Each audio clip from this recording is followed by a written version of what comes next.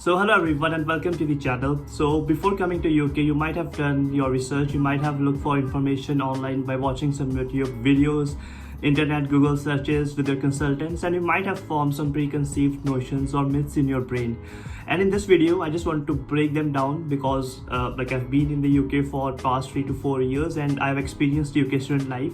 And before coming to UK, when I had few myths that there might be these are the challenges which I might have to face, but in reality it was something really different, and I thought like it might be helpful for me to just share my personal experience so that you guys can gather some insights when you are in the UK and experiencing that student life itself. I'll be talking about 5 different myths, and these are like 5 different common questions which a lot of students would be having, and I'll try to break them down. There will be different sections in this video which will be mentioned in the description box. You can skip around. I don't want to waste your time, and all of these videos takes a lot of efforts and time to make them, so please make sure that you've subscribed the channel and also make sure that you've liked this video. Let's straight away begin with the main information of this video. So the very first myth or the common question is that UK's immigration system is really challenging, really difficult.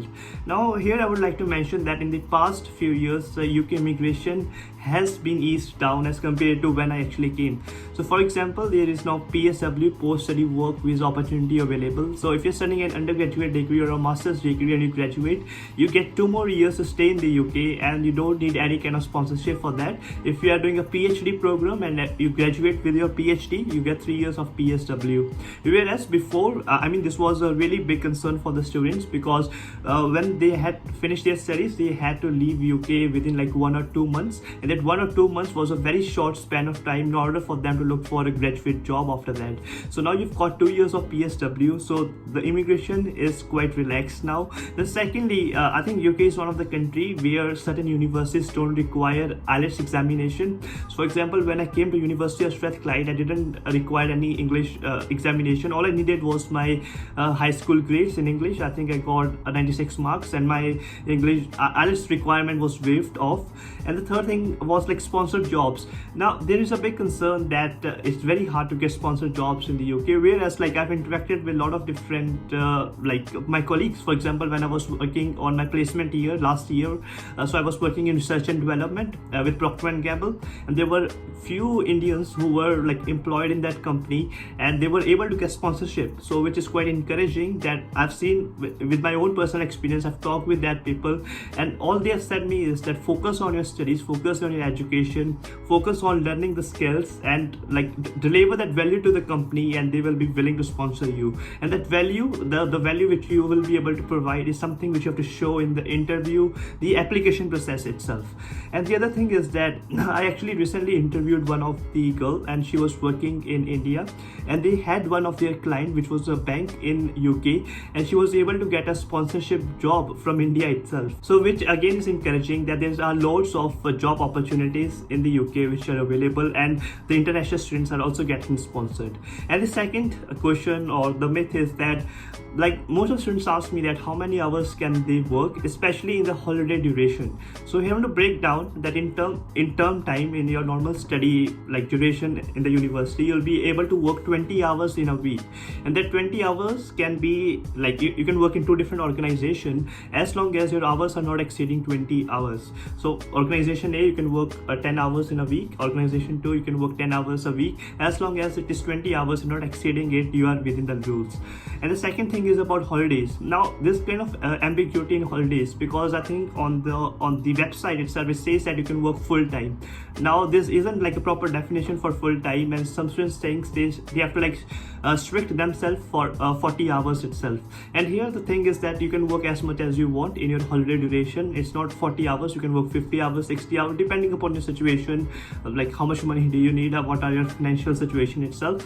So but like you can work more than 40 hours in your holiday duration, and the holiday period lasts for month of May, June, July, August, and these are the summer months. And then also you get some holidays in the month of mid-December to mid of January. So there will be about 15 to 25 holidays in the winter break as well. Again, you can work full time, and this is for both masters and the undergrad students itself. The third myth on my list is that UK education is difficult. Now this is like somewhat true as well, especially when I won't say it's a difficult. My concern would be like when you are in the UK and you're attending a very first class, you really don't know about the curriculum, how does it works here. For example, me, I came here after my plus 2 and I was like, studying through books in my high school during time, and here I thought like I would be getting some like books from the university and I have to study from that books, and like it has been like 1 week, 2 week, I didn't got books. So here's the important tip. So here is someone called PDA. So every international student will be having a personal development advisor. So I arranged a meeting with him just to talk about like how does it works in the UK. I said to him like I don't get the books till now, and he suggested me that it's all based upon the intranet, the online intranet which the university has got. All your lectures will be online available, and if you want to do additional study, then you can refer to books, and that books you can find in the library. So like it can take some time to like grasp that curriculum in the beginning. It might take you like, for me personally, it took like about 1 month to just grasp that thing, but after that it was very fine. And in terms of the difficulty level, I don't think so it is difficult. But for the master students, there's one thing which you have to be careful about. So for example, me, I've studied here an undergraduate, and in the same university if I study masters, now that masters will be based upon the undergraduate base which is at this university, whereas there are few students who come from India, and that base, that foundation might not be that strong, and they might struggle in their master's degree. So the solution for this thing really comes down to the fact that you have to spend more hours in the library studying about that to maybe build a foundation, like just spend few extra hours. If you're studying about a concept, start like with some basic and then study your master's level. And the other thing is like networking is very important here. Professors are really friendly. If you think that you're having some doubts in the subject, you can straight away arrange a one-to-one meeting with the professors, and they'll be able to clear all your doubts. Professors are very friendly over here. So, and also like network with your like friends, like the students, like maybe the other British students who have already studied in this university, so that they can help you out if they studied that concept in the past, and then they can share some lecture materials with you. Number 4 thing is that a lot of students think that student life is lonely in the UK, and it is really hard to make friends. And here I'll say you is that you have to really come out of your bubble. This is one of my video which I've already made on this topic. Try to differentiate your professional and personal life. Professional life is that let's say you're going to a university with professors, you're having a professional relationship. But on the other hand, realize that your personal life is really important. The networking with your friends is really important as well. And my suggestions would be like, when you're new here, try to go for this fresher events. There you can really connect with people. The secondly, LinkedIn is a really great platform. For example, when you're in India itself, and let's say you're coming for business analytics, try to like make your friends through LinkedIn in the business analytics who are going to the same university. This is how you'll be able to make your friends. And also this is the advantage of student accommodations. For example, when I'm staying in student accommodation, there are 3 more roommates which are staying with me, and I can automatically make them my friends.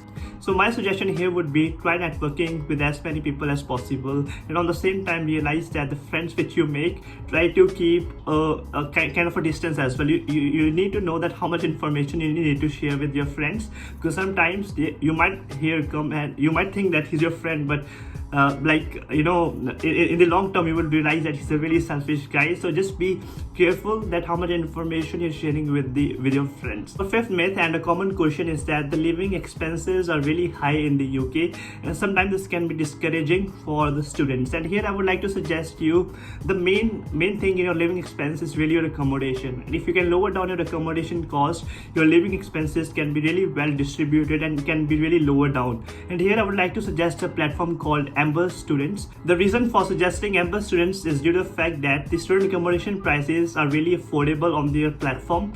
If you have got a low budget, if you've got medium budget, high budget, you'll be able to find the accommodation. Then the second most important thing is that they've got a really friendly team which is available 24/7.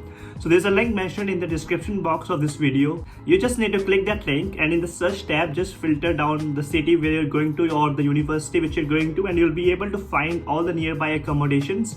And they also provide 24/7 free service. You can chat with them. So you can just fill in your query in the box which is on the right hand side of the screen, as you can just see over here, and you can send your query if you've got it, just in case. And people who are coming to Glasgow, I'll suggest Kelly Park House where I'm currently staying. You can see the accommodation tour.